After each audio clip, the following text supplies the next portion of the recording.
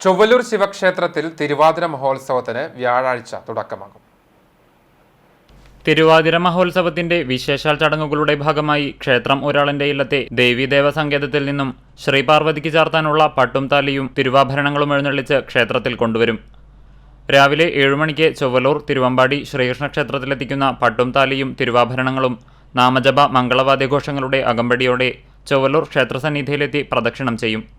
ശ്രീപാർവതി തിരുസന്നിധിയിലെത്തിയ ശേഷം ഊരാളന്റെ കുടുംബത്തിലെ അന്തർജനം ശ്രീപാർവതി ദേവിക്കു ചാർത്താനുള്ള പട്ടും താലിയും തിരുവാഭരണങ്ങളും തിരുനടയിൽ സമർപ്പിക്കും.